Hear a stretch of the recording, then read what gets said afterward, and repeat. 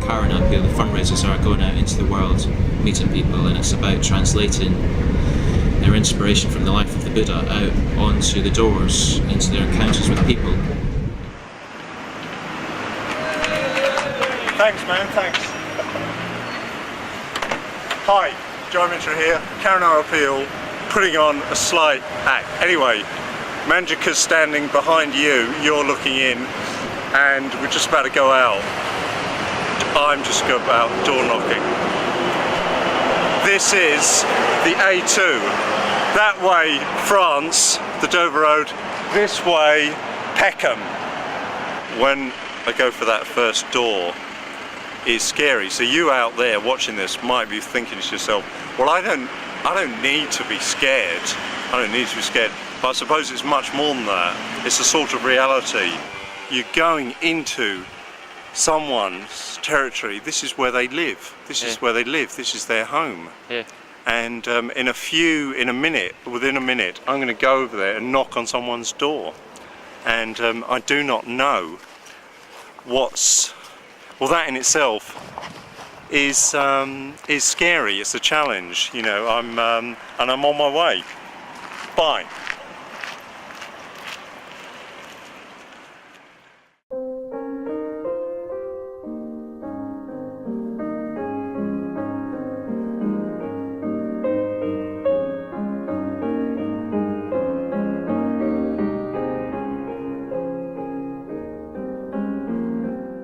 You could say that's a central thing on a Karuna appeal, is that you will be rejected. So in a sense, we're taking people into a space where inevitably they won't get what they want. People won't be interested in them necessarily. They won't always sign someone up, so they are being rejected. People can find that very hard. Okay, see you guys. Yeah, see you. See ya. Have a good evening. Yeah, enjoying it actually. Yeah, it's good. Yeah. Good luck. My usual pattern has been to go out full of beans, very excited, positive, purposeful, knock a few doors and then meet with the brick wall of reality, as it were, or meet with my own doubts and lack of confidence. And that's when I start feeling nervous, is when I'm standing at the door and you just don't know what's on the other side of the door. You don't know who's going to meet you, and there's that feeling of, oh, they don't want me to be here, or oh, they're going to think I'm a nuisance. That starts to creep in after a few calls. This is the fourth time I've done this, so for my fourth Karuna appeal, and I had expected this time that it would be easy because I know how to do it. But it's just a totally different scenario from the other three. So whatever my personal issues at the time are, they seem to find themselves on the street. So this time, at the beginning of the appeal, I had a really difficult time because I just suddenly felt the complex set of emotions around being rejected, and I just didn't want to be rejected, so I didn't want to go and knock on the door and for somebody to say no.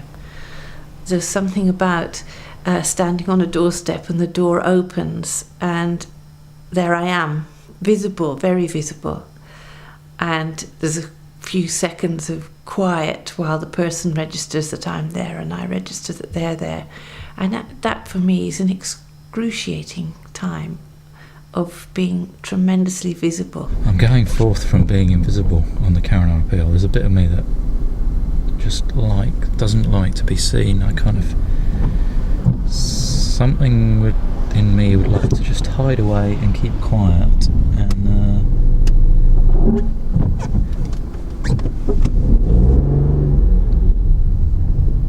not be seen, and not have to ask people for money, and not have to say, look, there's things going on in the world that we need to do something about.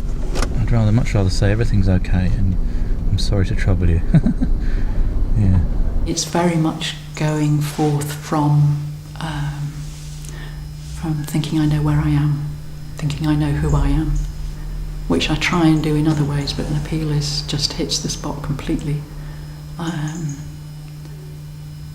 But sometimes I think it's just too difficult, because there isn't anything to hold on to when I'm out there and people are giving me funny looks. And but at the same time, it feels exactly the sort of practice I should be doing. So it's quite a mixture. When I go out on the doors, it's a very strong going forth, in the sense that this is something I want to do, something I feel drawn to doing, and it's terrifying. A lot of fear. I mean, every night really there was quite a lot of fear for me to go out, but it was that thing of being bravery, feel the fear and do it anyway. And I don't want to do it, but I'm going to go and do it, because there's something else. There's this impulse to go forth, this impulse to stretch myself, to discover something about myself, discover something about other people, move down a few layers within my psychology. It's quite mysterious. Why do I want to go forth? Maybe it's just to discover myself, to discover the real me, which I tend to think is not me, it's not myself, it's actually how I am in connection with everything else, to discover my connection with the rest of the world.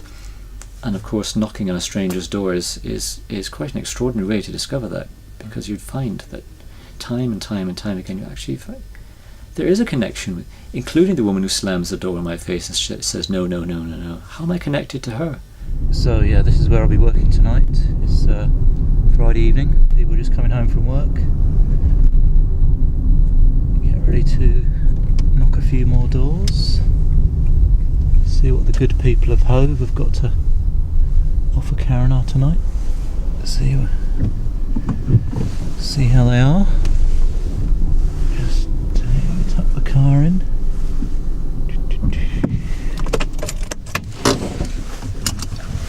Let's knock some doors.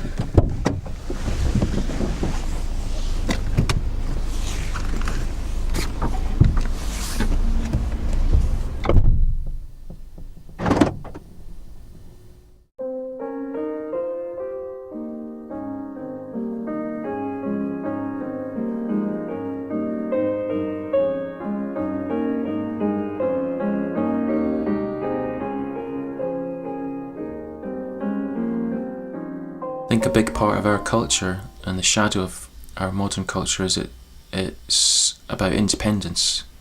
It's about being strong, not weak. It's about being able to get by without other people. But that's not there in Buddhism. Buddhism, you need to open up to other people.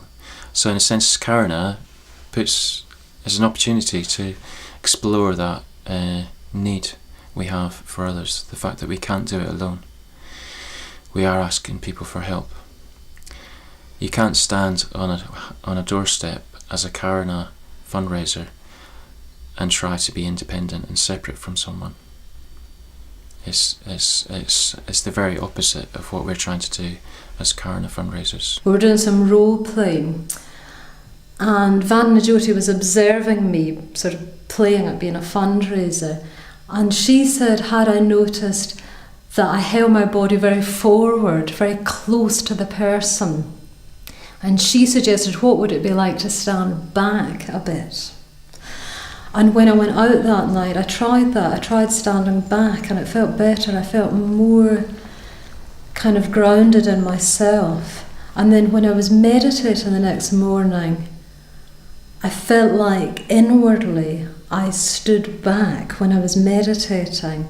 It was like I let the meditation come to me instead of me reaching for it.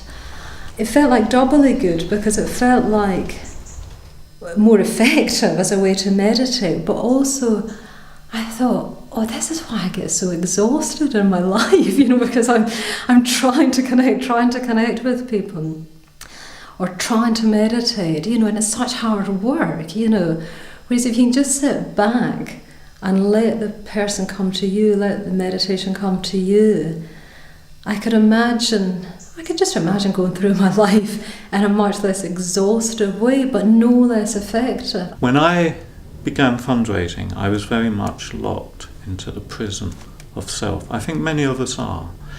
It's a prison that we create to protect ourselves from the rest of the world. Sometimes that is necessary. It's not prison then, it's a castle.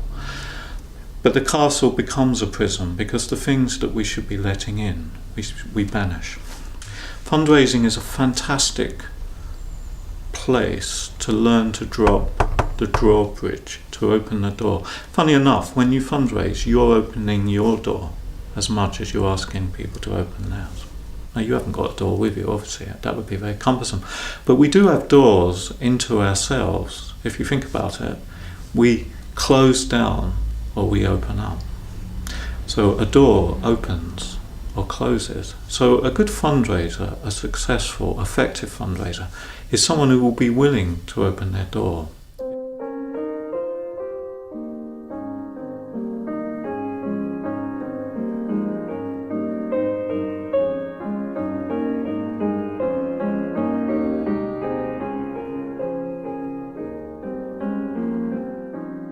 Lots of people are afraid of doing a Karuna appeal, but some people take that challenge and they come, and then afterwards, usually, hopefully, they've had a positive experience and they find it valuable.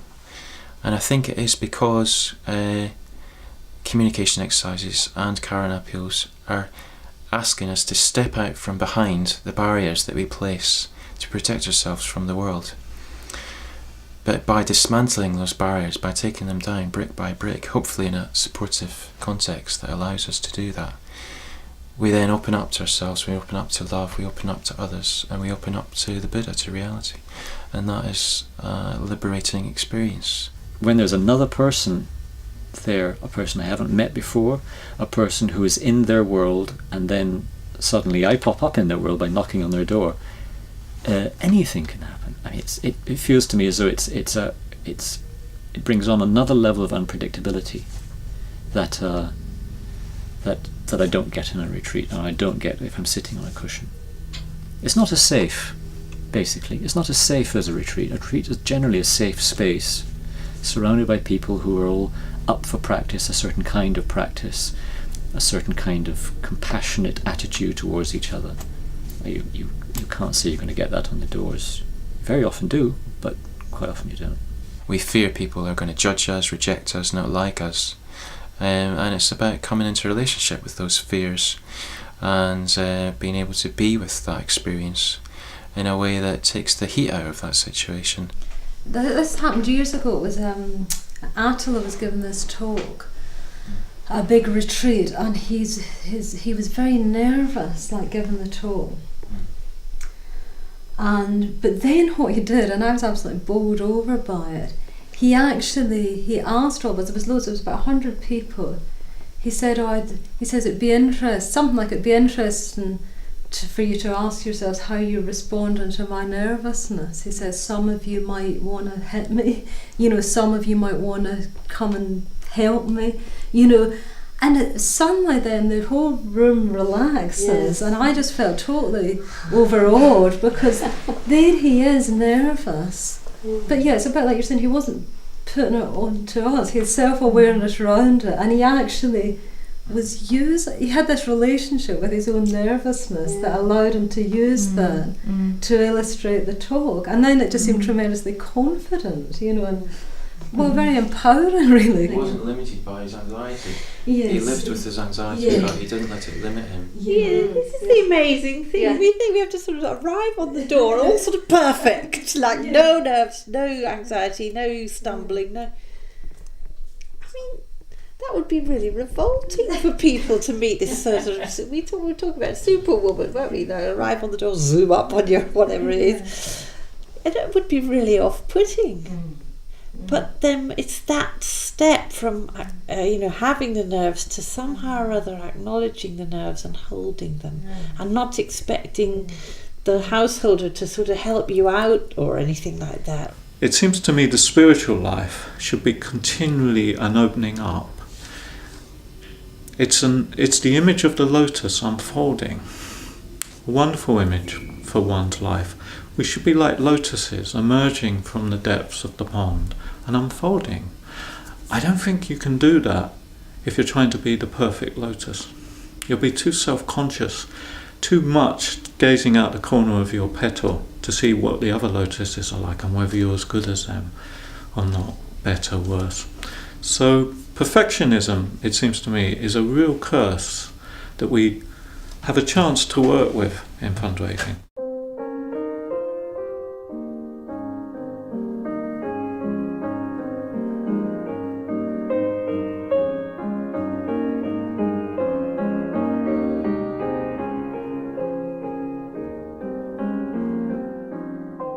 I was thinking about this morning. How is an appeal different from a retreat? It feels like all the retreats I've ever done kind of rolled into one. Like feels like everything's sort of speeded up, or you're faced with yourself like much, much faster than just through meditating. For me, anyway. Like I feel that I've both learned and. I don't know if I've learned it about myself yet, but I've been sort of shown aspects of myself just in much more rapid succession and much more vividly and much more clearly than any retreat I've ever been on. I think what Karuna appeals particularly offer Buddhist practice is a chance to translate one's meditative experience into the everyday, into the world.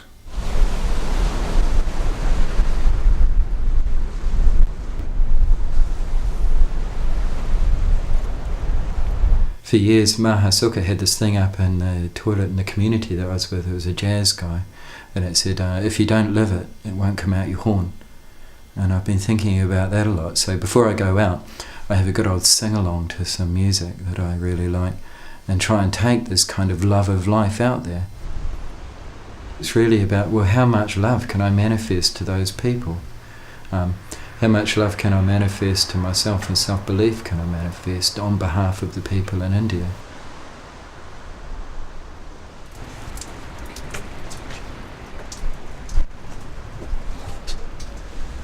The way I respond to them affects the way they respond to me, so there's an immediate sense of the way I communicate, what I put out comes back. So if I go out with a lot of doubt, then I seem to get a lot of doubt from the people who are answering the doors. If I go out very friendly, very confident, then I seem to meet very friendly, very confident people, generally speaking. The friendship, the connection, the meaningful encounter, the exchange that they've had with the fundraiser has meant something to somebody. And even if that's just been a 10-15 minute encounter, that's stayed with them and affected their lives and affected thousands of people in India who have benefited from the 10, 15, 20 pounds a month that somebody's donated. So it shows the potential that we can have in the world, the effect that we can have if we take our Buddhist practice out there onto the doorsteps and communicate from the heart and use our values, let people see that we want to make a difference. People are dying to hear that. There's so much cynicism around. It's very potent.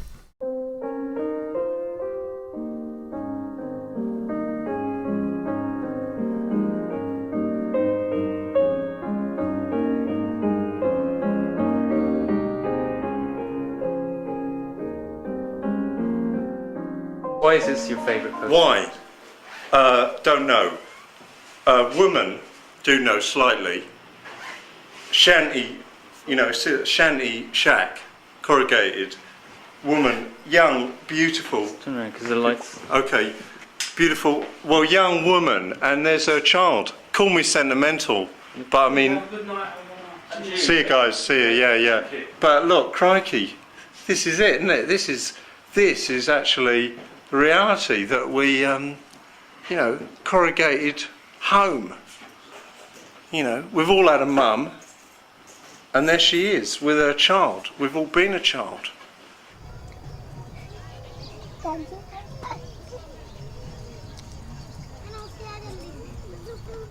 I really noticed that, you go through any town and there's always the bit down by the river and where all the slum is, And this time I was like looking out the window and I thought, there are people down there in that sort of floodplain, that they're the people that we're working with.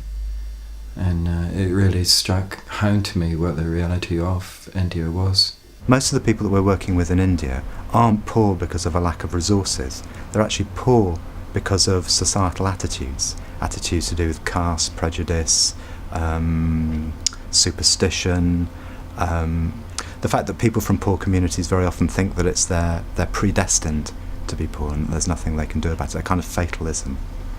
So a very characteristic emphasis of our work is trying to address ourselves to, as it were, the mental conditions of poverty. So we're always trying to raise awareness, we're always trying to change attitudes. And in a way, that's really what makes us fundamentally a Buddhist charity. I really read the booklet every day. The booklet is brilliant, and I just try and think about phrases, try and memorise phrases, and just think about the phrases and the script in the booklet. And just think, well, what on earth it's like, to be a woman who could never have read and then begins to become literate, and who's never had any money to herself and then begins to get a bit of money. And it's a big stretch, my life, my world's so different. But it's good to stretch that imagination, just begin to think, well, what must it be like? I think Karuna's all an expression of generosity, and it's all a process of giving. One thing I remember from when I did a Karuna appeal is that very often at the end of a door knock, if somebody decided to give, they'd thank you for giving them the opportunity to give. And there was a sense of satisfaction that came from the door knocking, that you were enabling people to do something that was basically positive and basically good. And I think you can see that when we visit projects in India, people are just tremendously grateful, often very, very emotional when they talk about the help and the support that they've got from Karuna. So I think that's just very, very moving. There's something very moving about generosity, about the capacity we have as human beings to reach out to another human being and to sort of cut across the barriers that kind of separate and keep people apart. And that's really what I love about Karuna.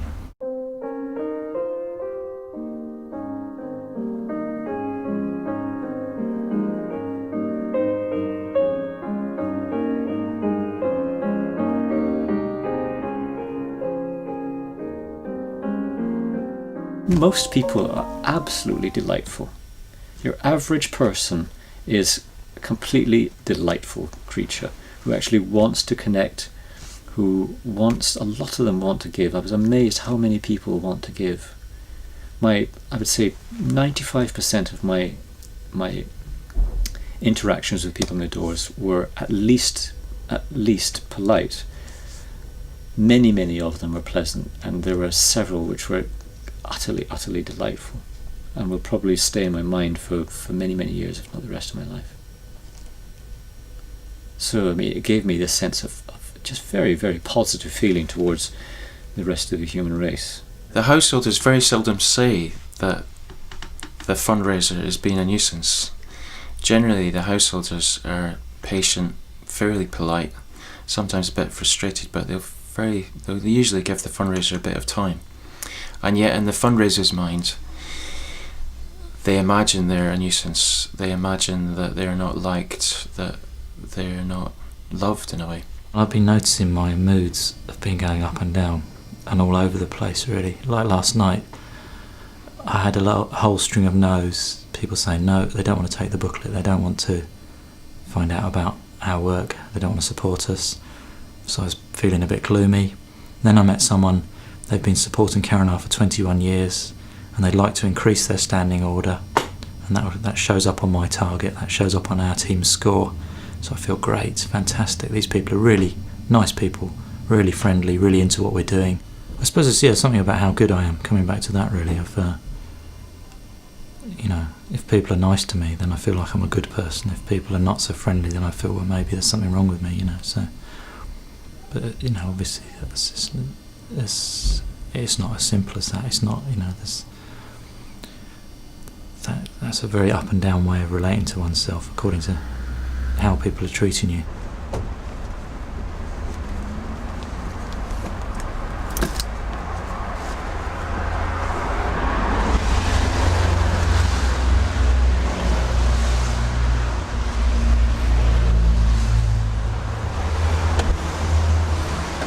Hi there. Hi, how are you doing? Alright. Yeah, I'm calling from a charity. Yeah? Working with people in India. Called the Karuna Trust.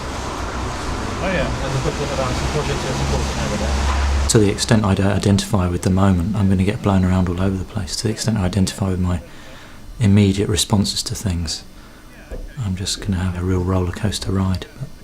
But if I can see some continuity running beyond that, or above and beyond that, or through that, then I have a much more stable experience. The learning area has been how to work with people that open up the door and they're a bit anxious and they're a bit kind of like, oh my God, you're on my doorstep and I want to get rid of you.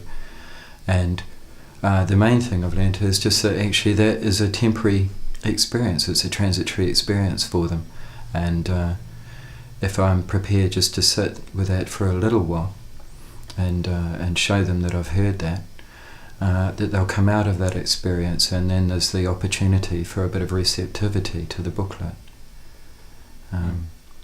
So in a way, I mean, there is an element of just overcoming my assumption that I have to go away and when those situations occur. What I'm learning about is not so much what's going on, it's the kind of quality with which you hold what's going on, actually, because it's that quality of kindness and receptivity that's important.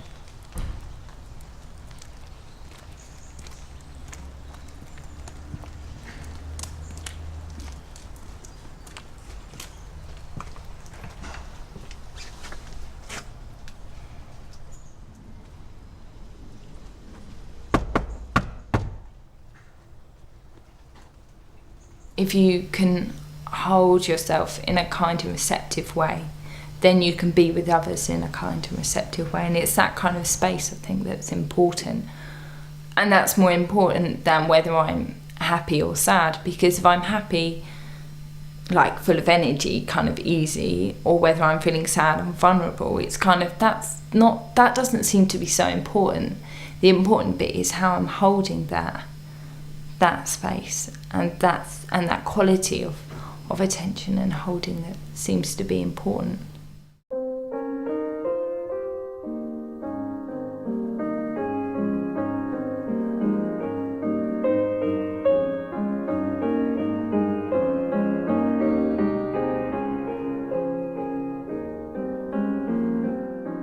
I used to fundraise and be paid commission, so it was a lot about time and money, and I wouldn't waste time with people. And when Shanta Vajri told me before I did the first appeal last year, explained her experience, I thought, oh dear, pie in the sky. Talking to people who don't look like obvious prospects and so on. And it wasn't until week 5 of the first appeal that my old way of working kind of really ran out on me. I was still kind of following a bit the old pattern of where's the next standing order and assessing people quite quickly and so on. And I was getting some results. But gradually that began to fade and it began to feel less meaningful. And there seemed to be nothing going on, nothing behind it, no vision, no inspiration. And it may have been after that or before that I said to Manjuka, oh yeah, it's just beginning to look awful, I just don't know what I'm doing. And he said to me, well, even if you don't get another standing order on this appeal, I would welcome you back on another appeal. And it moves me just to repeat that now. It brings a lump to my throat. But at that time, it really kind of shocked me, because it was just like total acceptance and everything was okay. And so I kind of went into a state of shock. Very often, when someone's not doing very well or the appeal's not doing very well, they can get wound up and tighten up. And that has negative effects. That closes them down to being open with people.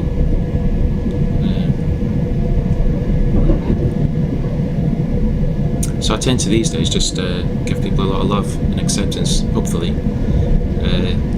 that they're doing what they need to do and that there is a process and there is an unfolding happening, which counteracts the whole driven, goal-orientated, just keep knocking more doors and something will happen end of things. I was completely confused. I just had no ground to stand on, really. But I completely believed him. I knew he wasn't, blandishing me or anything. So I was left with this very strange sort of contradiction, apparently, of his complete affirmation of me, and yet there being no sort of affirmation of myself, there being no sense of value or purpose of what I was doing, just quite lost. And I sat with this, we were meditating, and I think I was sweating away in the meditation. I think the approach on a Karuna appeal is to accept ourselves and to accept our need for approval, our need, our want, our desire to be loved, rather than thinking that that's wrong, that that's going to lead to attachment. From an absolute truth perspective, it's about seeing the gems that are hidden in our need for approval and acceptance. Because I think if we can open up to our desire to be loved, we can open up to our longing to expand, our longing to embrace life and connect with life. After that, something had shifted, but I still didn't know. But now I was actually happy not to know, and it didn't matter. I didn't need to know. And so the last week was a bit of a dream. I just went on, and just happiness. I felt like a sort of new person on the Saturday morning. But I didn't know anything more. I hadn't figured anything out. I hadn't got anything sussed. Just something had freed up, some sort of kindness, I would say. And all I could do really was share that. It was more than I needed. So it sort of flowed over onto the door.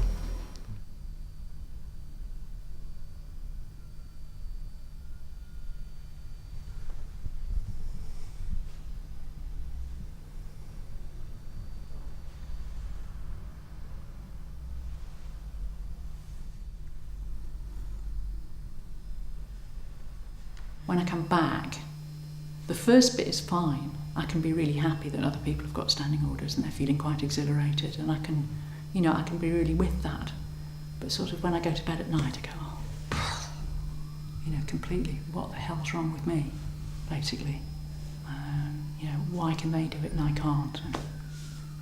Yeah, I was struggling. After that, it just changed.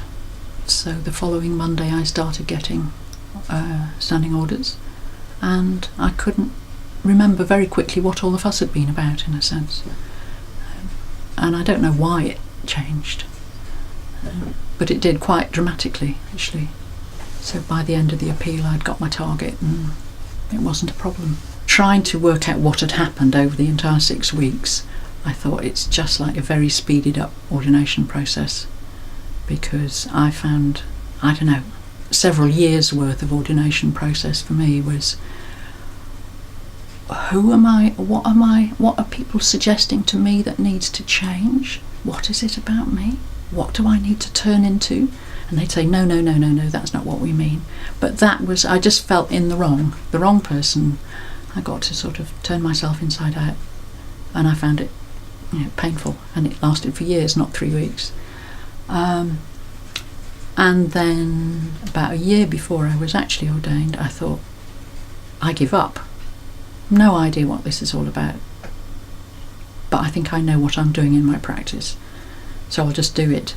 And a bit after that, I got a letter inviting me for ordination. So it just felt a very clear parallel, actually. I just became more certain in myself that, this is who I am and this is how I do it. Yeah. So. In 6 weeks. In 6 weeks. Yeah. So save yourself time, get yourself ordained, go on an appeal. Use that.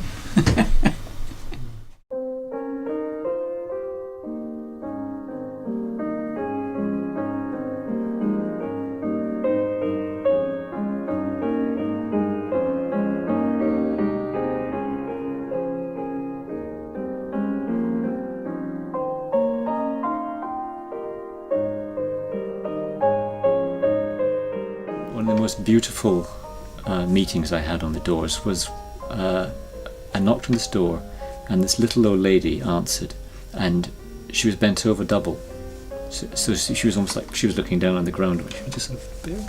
And as soon as I started to tell her about a charity, and it was in India, she invited me in almost immediately. It turned out she'd been born in India 94 years ago, She was very old, and she took me into her living room, and she gave me a £20 note out of her purse without a second thought, and she was shaking. I think she must have had Parkinson's disease, and she very obviously wanted me to stay. She didn't really want me to go, I think, and she wanted to stay and chat and talk. I was completely blown away by her generosity and the ease with which she invited a completely strange man into her living room. If I could have done her a lot of harm very easily if I had a mind to do that. And when I left, I just felt as though I'd been blessed. I felt as though I'd seen one of the Buddha's 4 sights. I mean, really felt a very, very strong sense of having seen an image of old age, of where I was heading. And I also felt as though I had been in the presence of an angel. Very, very strong sense of this little old thing being angelic. It was very, very moving.